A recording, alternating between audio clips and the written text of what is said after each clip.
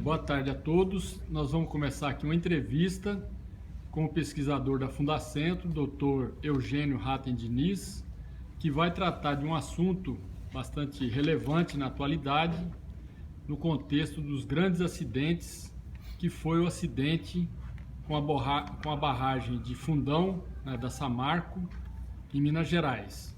A nossa ideia é discutir com o Eugênio o que está por trás, o que deixou de ser revelado no caso desse acidente tão importante.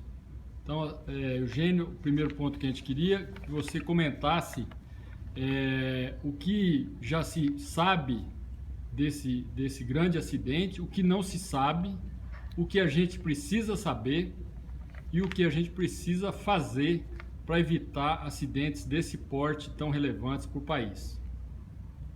Tá, ok.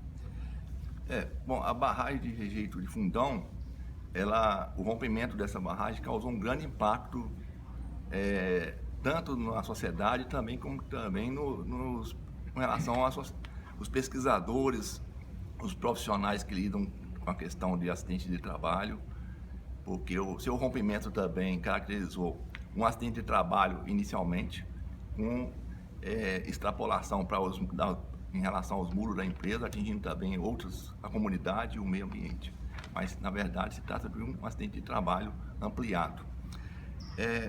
Alguns estudos e relatórios foram feitos inicialmente, apontando uma série de problemas desde a época do projeto da barragem, né?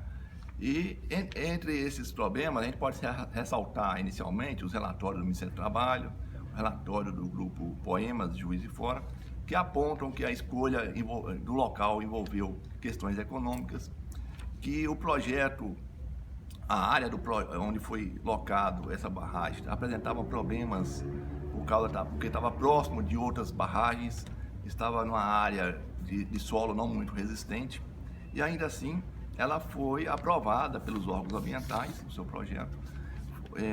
Teve um parecer favorável nos relatórios de consultoria para a obtenção de licença, né? E desde o início da operação dessa barragem, ela começou a apresentar problemas nas galerias que são responsáveis para drenar a água do rejeito. E essa galeria, elas sucumbiram, arriaram por causa do solo, né? E causaram um aumento do coeficiente hidráulico da barragem, né? Isso comprometeu, fez com que aparecesse com frequência trincas, e ao longo desse tempo, de sua história, a empresa tomou uma série de medidas, né? Para cada problema que ia acontecendo, a empresa ia tomando algumas providências paliativas, outras corretivas, ou até algumas mudanças também importantes. Entretanto, o próprio projeto em si, esse tipo de construção a montante, né? Ele é criticado, ele é apontado como um dos projetos mais vulneráveis a acidentes dessa natureza e rompimento.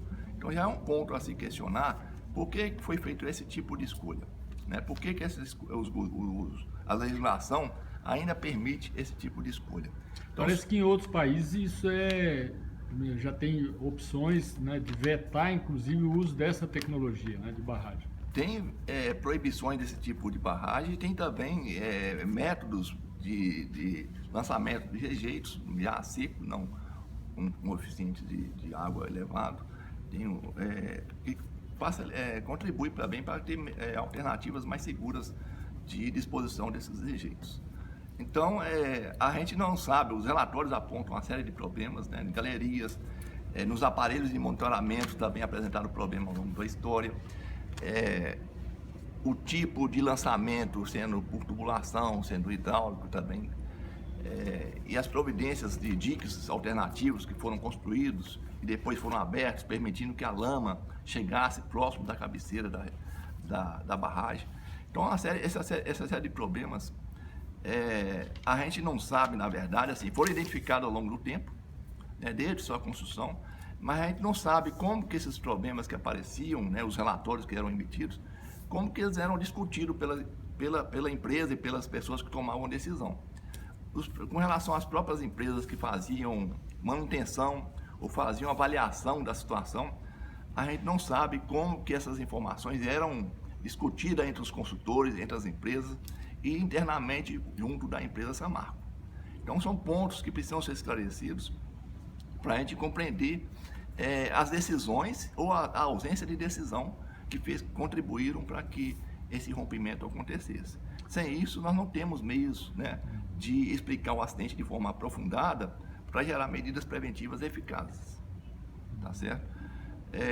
A história das organizações mostra que pressão elevada por produção, né, a ausência de estudos de risco, né, a ausência de avaliações, né, que observem os sinais precursores e dê atenção a esses sinais precursores, sejam tratados a tempo. A gente não sabe como que isso são sempre frequentes nesses tipos de história de organização e que contribui para os eventos em algum momento. E a gente não sabe quais desses fatos estavam presentes na Samarco e se eles foram levantados, como que eles foram tratados e discutidos. Se houve questionamento por parte dos engenheiros, dos responsáveis, né, criticando alguma decisão ou não, como que ele foi voto vencido nessas discussões. Então são pontos importantes que sem eles, qualquer explicação a princípio, por mais chocante que seja o resultado que aconteceu, né, o dano ambiental, o grande impacto e dano socioambiental, na verdade, sobre as comunidades, sobre o meio ambiente, né, em 2 estados, por mais chocante que seja, a gente não tem elementos para poder avaliar melhor e tomar as medidas precisas. Culpabilizar a empresa é uma questão que deve ser tratada com bastante ponderação, né? E para poder ressarcir os danos, reparar os problemas, mas por si só não é solução suficiente para poder evitar outras catástrofes. Eu acho que essas catástrofes, elas são indicadores de que a nossa compreensão a respeito do problema não está suficiente. Tanto é verdade que, com frequência, o Estado de Minas Gerais, periodicamente, é vítima, né, desse tipo de acidente, de rompimento de barragem. Não é o primeiro. Nós já tivemos vários casos, né, é um fato recorrente, o que mostra que, no nosso entendimento a respeito da situação do acidente, não está completo e não está gerando medidas preventivas suficientes. Apesar de algumas empresas terem sido punidas, terem sido condenadas, isso por si só não é suficiente para fazer com que a empresa mude o tipo de gestão, mude o tipo de organização para poder tornar esse tipo de exploração, de trabalho mais seguro para a comunidade e para os próprios trabalhadores em questão. Tá certo? Os órgãos de controle, né? Porque uma informação que tem é que, mesmo depois de toda essa tragédia, continuaram sendo licenciados, né, novas barragens com o mesmo tipo de tecnologia. Como é que você vê você falou bastante do ponto de vista interno, né? Que numa fase de acusação, de defesa jurídica, a empresa tenta esconder, né? É uma postura bastante reativa, né? Então tem uma dificuldade de acesso ao real de como que aconteceram as decisões do ponto de vista interno. Tem também o ponto de vista dos órgãos de controle. Como é que você vê no caso, né, o que já se conseguiu revelar em relação a isso?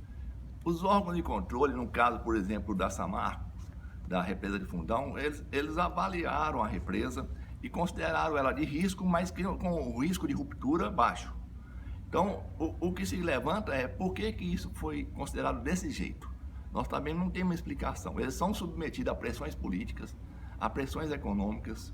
Eles, às vezes, não têm pessoas suficientes para fiscalizar. O estado de Minas, por exemplo, tem mais de 700 barragens. Muitas delas críticas. Houve alguma ingerência que foi constatado, assim, do órgão ambiental, de governo? O que se sabe é que há um parecer, foi emitido na época, e são emitidos pareceres favoráveis a esse tipo de barragens. Agora, é uma questão também que tem que ser analisada conjuntamente, né? Por que esses órgãos ambientais estão emitindo esse tipo de parecer, né? O que faltam para eles para poder fazer um enfrentamento, uma discussão mais consolidada, mais embasada, para poder subsidiar as outras esferas de poder, para que tome outras providências, né, que possam evitar catástrofes como essa.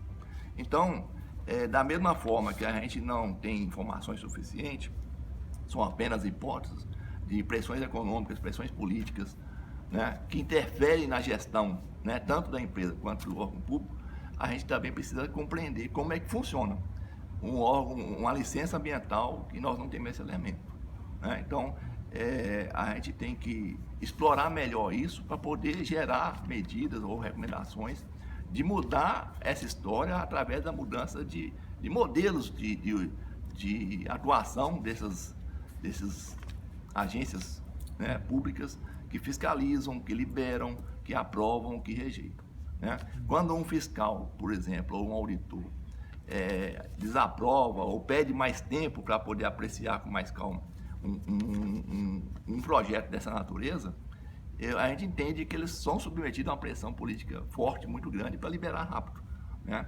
E corre sérios riscos se eles não fizerem dessa forma. Então é um problema sério que também precisa ser tratado. Então, o rompimento da barragem de Fundão mostra que a gente precisa de mudar não só o modelo de gestão da empresa, que considere melhor a questão do risco, né? E nós estamos falando de uma empresa que é modelo em termos de segurança, é modelo em termos de produção, e apesar disso ela foi surpreendida por um rompimento catastrófico, né? Porque a empresa assim vivenciou essa tragédia, né? Se ela é modelo, quando ela estava operando, ela era modelo em várias áreas, inclusive de segurança. O que nós temos é que parece que a questão da segurança da barragem não era um atributo de ação, de pesquisa, ou de estudo, ou de objeto de trabalho do pessoal relacionado à segurança da empresa, à segurança do trabalho. Ou seja, existe um afastamento, parece que isso já aconteceu em outros acidentes, né?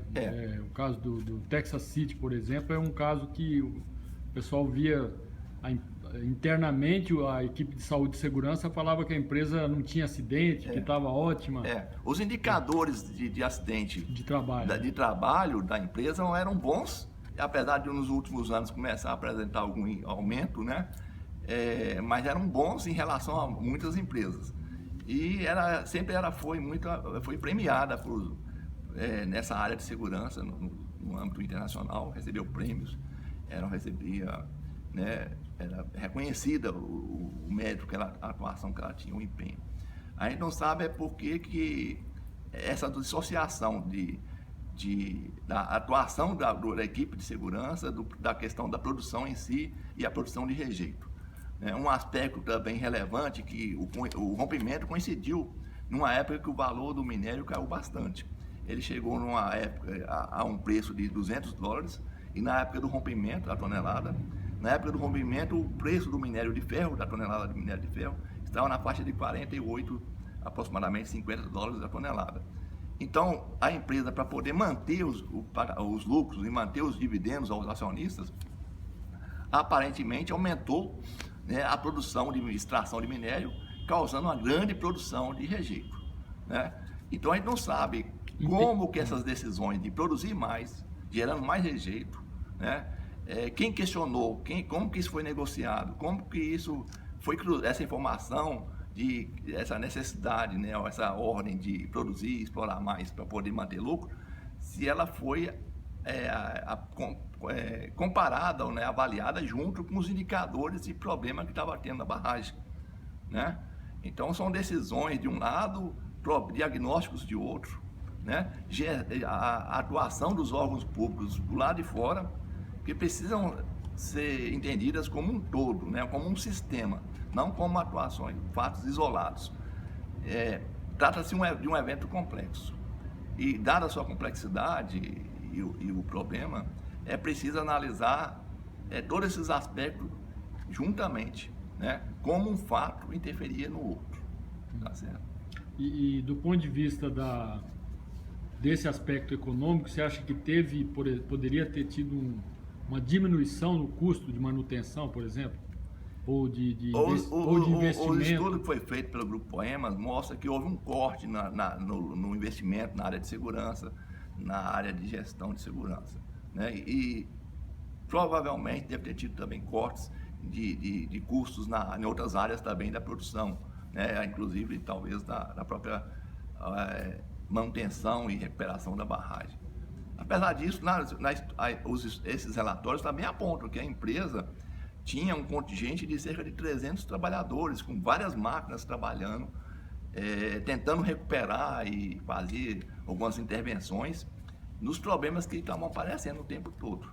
Só que o resultado mostra, né, que elas não foram suficientes, nem foram a tempo, né? Agora, o que nos espanta é como uma empresa desse nível é surpreendida, né, com um fato dessa natureza, né? Então, os problemas em si são pontos de partida para uma exploração sistêmica desses casos, né, para entender melhor a decisão, os dilemas, os conflitos, as opiniões, né, os silêncios que apareceram, né, e por quê.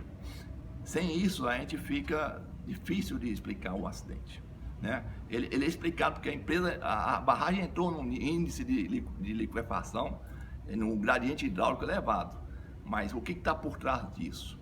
Você tinha consultores, tinham especialistas de renome, tinha um grande contingente de trabalhadores fazendo manutenção e recuperação, né? E ao mesmo tempo a empresa estava explorando cada vez mais minério para poder manter o lucro, né? O que estava acontecendo por dentro da empresa? Nós não sabemos. E esse saber, né, que ainda precisa ser explorado, é que vai nos dar meios de poder gerar, seja legislação mais eficaz, seja uma forma de atuação da empresa internamente melhor.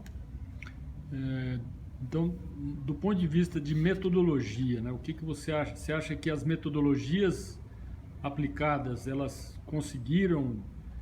A gente poderia ter um problema vamos dizer assim, do método, ou um problema do acesso, né, às fontes de informação, acesso aos atores, para ter uma explicação, a transparência, né? O que você acha que ainda falta?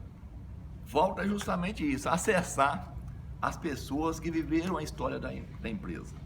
Acessar de forma assim retrospectiva, porque até de certa forma os relatórios apresentam isso, né? Tem algumas entrevistas, tem alguns dados de análise, né, de consultores que foram emitidos, né? Eles foram ouvidos, mas agora precisa pegar toda essa informação e chegar nas pessoas que têm poder de decisão, né? Nas pessoas que se reuniam e discutiam a questão da produção, nas pessoas que se reuniam e discutiam a questão da represa, da barragem, né? Como que os dados chegavam ali, como que eles eram discutidos. Então os relatórios não trazem essa informação, que ela é muito valiosa, né? Alguém questionou? Alguém bateu o pé, alguém denunciou lá internamente e não concordou? Ou houve concordância em tudo, e por quê? Né? Então esse dado, ele nasce a partir dessa história que já foi levantada nos relatórios que existem até hoje, que é levantar assim, esses pontos relacionados às decisões, né? As decisões e as ausências de decisões que ajudaram na ocorrência desse acidente.